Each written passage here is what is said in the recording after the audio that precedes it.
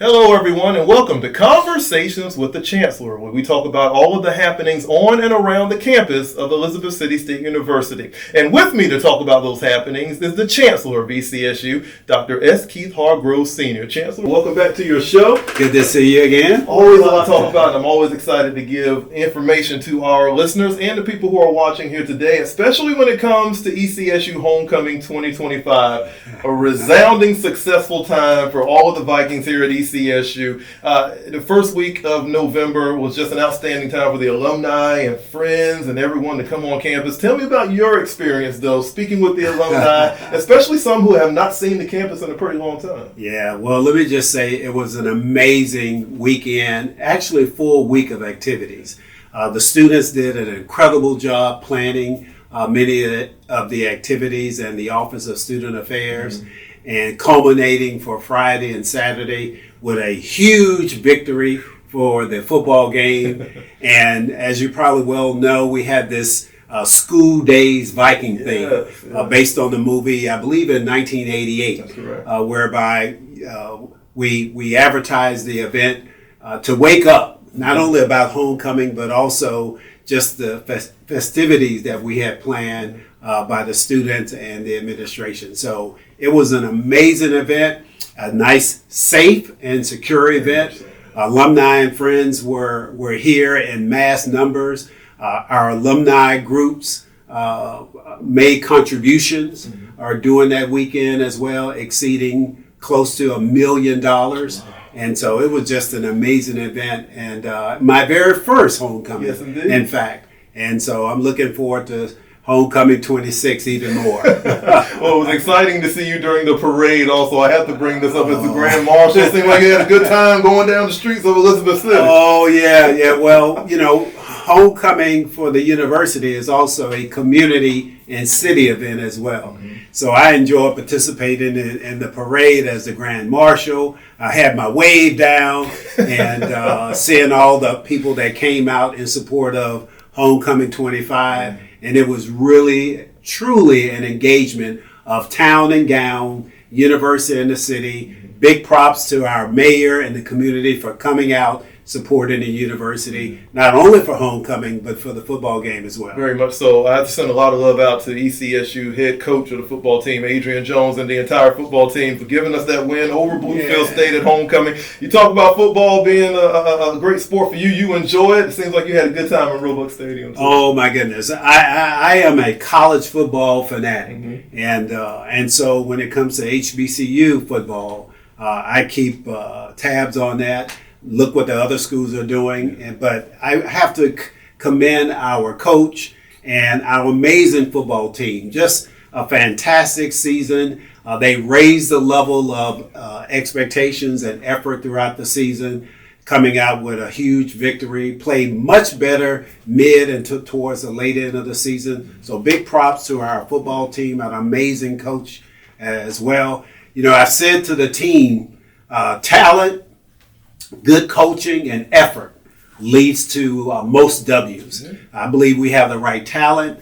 I believe we have the right coaching, and the commitment and the dedication of our athletes that they demonstrated on the field has really resulted in those final W's for the season. Looking forward to the next season for 26. And I think our win and loss columns will be even better the next season. I really believe that. Again, if you want to see more stories, videos, and so much more from ECSU Homecoming 2025, find us on social media at ECSU Vikings, as well as on our official website, ecsu.edu, for all of that. It's Conversations with the Chancellor, Clay Mercer here with ECSU Chancellor Dr. S. Keith Hargrove Sr. And Chancellor, we talked about some of the support that we received from the alumni, and we're hoping that support continues for Giving Tuesday, which is coming up on December 2nd. It's just a global opportunity, fundraising event for alumni and friends to continue to support the university. And there are so many ways that they can support this university, initiatives and scholarships. There's so many ways that they can give. I want to talk a little bit about that for some people who may be hearing about Giving Tuesday for the first time, and for people who have given before, how important it is to give again. Well, let me just say that when it comes to HBCUs and philanthropy, I think all of us could do more. Certainly for alums, but also our friends, and constituents of the university. So Giving Tuesday is just that, giving back to our institution, our HBCU, whether you're alumni or not. And it's a special campaign, shall we say, to contribute back to the institution.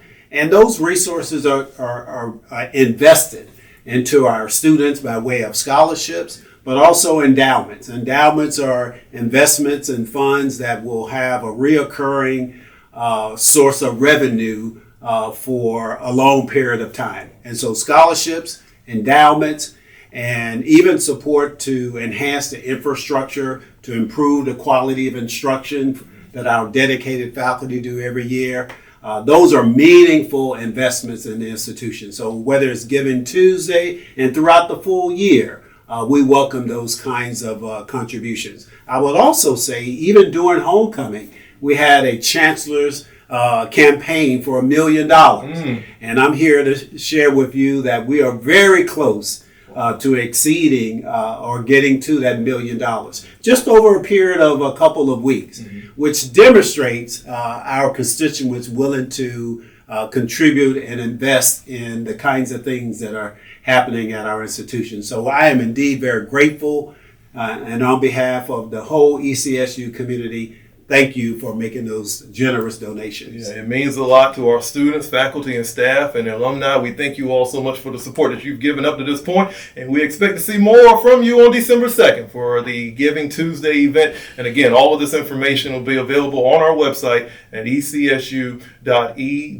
Chancellor, looked at some information recently within the UNC system, and it was all about the transfer student number, and it's risen a little bit since the fall of 2024. 8.2% was the number that they give, but transfer students are just as important as all the other students that we bring in. They help out with the enrollment, but it's been a great situation for ECSU and the work that they have put in with our admissions and enrollment, the way that they have done, really focusing on transfer students and the great community partnerships that we have. When you talk about College of the Albemarle and some of the other schools, all of this comes together, and it's all a great benefit for the students, especially the transfer students that are coming in.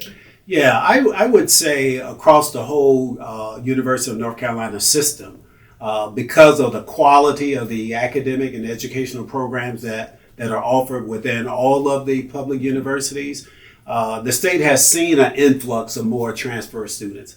And certainly we have benefited from that as well. In fact, it's been a major contributor to our increase in enrollment. This was our 9th consecutive year of increased enrollment, and we see that to continue in the years ahead. 2 of our top programs where students are transferring into is interdisciplinary studies as well as aviation science. And many of those students are well qualified and in some cases more mature or older students as well. They coming from many of the local community colleges in the state of North Carolina, but also adjacent to the state of North Carolina as well. We found that most of them, the majority of them, 50 to 60%, are first generation students. And as many as 41% of those students live on campus, which is advantageous for us because they generate revenue through room and board. But more importantly, students are recognizing the academic programs that we offer at ECSU, programs that leads to employment and career opportunities. And so attracting students from transfers, either 4-year or 2-year schools, is a very intentional strategy that our enrollment management team has focused on. And we look forward to continuing that trend to increase our enrollment currently approaching 2,400 and getting in higher. Yeah, well, we talk about those community partnerships, and it's so beneficial for us as well as the community partners that we have. And when you talk about transfer students, it's been a focus for ECSU for a long time now, and it seems like it's growing and going in the right direction. So again, you're listening and watching Conversations with the Chancellor, and all of these students, whether they're transfer students or first generation, second generation, whatever it may be, we want them to walk across that stage, and commencement is almost here, and I'm excited about it. It's always a special time here on the campus of ECSU. December 13th is when the commencement ceremony will be. And Chancellor, I don't think it never gets old when commencement comes around, and I know it's a special time for you too. Well, I mean, commencement is the epitome of what students come here to and seek in their respective degrees. We do something rather unique here. We have a pinning ceremony for all the graduating seniors, and that is scheduled on December the 12th. And all the seniors are pinned to recognize them for their accomplishment in achieving their degree. And of course, the commencement ceremony on the 13th, which is scheduled at 9 o'clock in the morning. Be there and be there early to get your seats, and which will be held in the newly renovated Bond Center. And so we look forward to that ceremony, commencement, whereby not only it's a recognition of the accomplishment of the students, but their family is also there cheering them on through the last 4, 5, or whatever, how many years or time it took.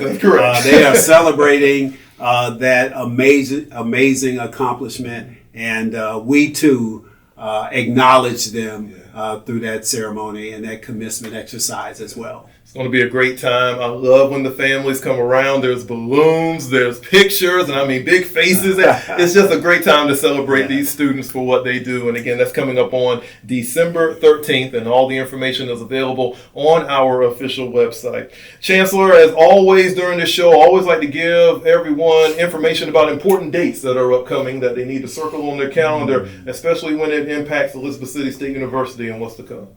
Yeah, well, first and foremost, as we get ready to celebrate this Thanksgiving, we want to encourage everyone to be safe during their travels and take advantage of the opportunity to celebrate with their family and friends and the true essence of what Thanksgiving is all about. So our prayers goes out to everyone with respect to that holiday season. The campus will be closed Thursday and Friday, and so again, we ask everyone to be safe. Beyond that, there are a lot of activities that also happening on campus. We have this amazing holiday choir event that will be held, and we're looking forward to this collaboration with the city through community connections. So on December the 5th, we'll have a ceremony with our university choir, and we're asking everyone in the region to come out, even our sister institutions, MACU and COA. We invite them to come celebrate this university choir event. And we ourselves will be attending events at those institutions as well. So that's a way to celebrate as we get ready to enter the Christmas or holiday season. I will also add that we have an amazing board of trustees who support the university in a number of initiatives that we implement that's part of our strategic plan. The Board of Trustees are currently reviewing that 5-year strategic plan, and so we will have a meeting in December the 16th to be more specific, with our Board of Trustees who are truly committed to the advancement, the support, and the elevation of this institution. And so we'll meet with them, and then of course, during the holiday season, the campus will be closed on selected days on the 24th through the 26th, and also early January as well. And even during that season, we ask that everyone enjoy the holiday season, but please be safe, enjoy, and take care of themselves, and just be thankful for all the good things that they have been blessed with. And we certainly recognize that as an institution. Yeah. I get excited about the Thanksgiving holiday because it allows me to gain some extra pounds without feeling guilty, but also is a chance for us to give thanks for everything that we're thankful for. So, Chancellor, I'd like to give you a little bit of time. I know you're thankful for a lot around this time, so I'd like for you to give some thanks and also just kind of talk to the Viking family and let them know the holidays are here and we're excited about what's to come for this university. Yeah, thank you for that question. I don't know where to begin because I have so much to be thankful for, but let me just say that I'm indeed grateful to this amazing community of Elizabeth City for welcoming me as the 8th Chancellor. And then secondly, this amazing university, the faculty and the staff, and certainly the students for accepting this new chancellor and to provide a vision to elevate the institution to the next level. I am indeed grateful for this role and responsibility and looking forward to taking the university to the next level. I would also say that, in this holiday season, there are a number of activities that the university is engaged in. Even this radio station is doing things to help those that are in need, whether it's clothing or whether it's food, that we as an institution is participating in to help those that may have limited access to the things that we all take for granted. And so I want to commend you and your staff, this radio station, to all the students, the food bank, and others for all their efforts to help those that may not have to provide opportunities that they can enjoy and celebrate this season as well. So I'm, again, very grateful myself, but it's not all about myself. It's about this university enhancing and the community, and not only about this being in what I often call a great place to work, live, and learn, but also a community, a city that seeks to enhance the quality of life for all the residents in the local area. Wonderful way. Thank you so much for those words, Chancellor. And we thank you for the work that you put in and day out to make this university everything that it can be. Great future ahead, and I can't wait for the next one. Family, if you missed out on any parts of today's show, you want to catch past episodes of Conversations with the Chancellor, there's so many ways. You can go to our YouTube channel, you can go to the WRVS Podcast Network, and listen anytime that you wish. Chancellor, again, thank you so much for making this show happen. I look forward to seeing you next month. We're going to recap the year for you. It's a year-end recap, and let everybody know how the year was, some special moments that may come to your mind, and we'll talk about all of that and so much more during our next episode. Well, I look forward to that. Again, big props to our football team and all the sports teams that we have. Volleyball has done an amazing job, as well as other athletics. Our students have been incredible by participating in a number of events, whether it's study abroad or the Thurgood Marshall College Fund.